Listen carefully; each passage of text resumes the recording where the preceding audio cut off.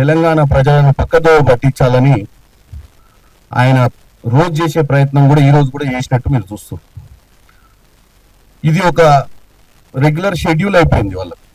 ఏదో ఒక సబ్జెక్టు, ఆ సబ్జెక్టు మీద తెలంగాణ ప్రజలకు ఫస్ట్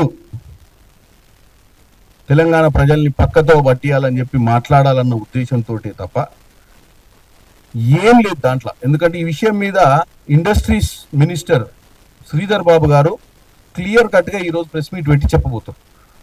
ముఖ్యంగా నేనేం చెప్పాలనుకుంటున్నా అంటే, పచ్చకామర్లు వచ్చినోనికి లోకమంతా పచ్చగానే కనపడుతుందట. కేటీఆర్ గారు కూడా అసలు ఉండు.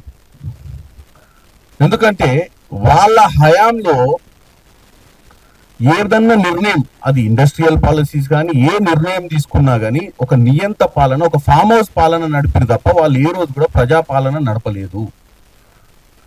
ఈ రాష్ట్రంలో ఏ నిర్ణయం తీసుకున్నా ఈరోజు ఆయన ఏదైతే ఇండస్ట్రీస్ భూములకు సంబంధించి 9,900 చిల్లర ఎకరాలు 5 లక్షల కోట్ల స్కామ్ అని చెప్పి ఏదో ఇందాక ప్రెస్ మీట్ పెట్టింది. ఏ నిర్ణయం తీసుకున్నా ఈ ప్రభుత్వంలో క్యాబినెట్ మంత్రులు అందరూ కూర్చొని ఒక చర్చ చేసుకున్న తర్వాతనే అది ప్రజలకు మంచి జరుగుద్దా చెడు జరుగుద్దా అన్నటువంటి ఆలోచన వచ్చిన తర్వాతనే నిర్ణయాలు తీసుకుంటారు ఈ ప్రభుత్వంలో. అంతే తప్ప రేవంత్ రెడ్డి గారు, కేసీఆర్ గారు లేక నియంతగా ఏకపాత్రాభినయం చేయడు.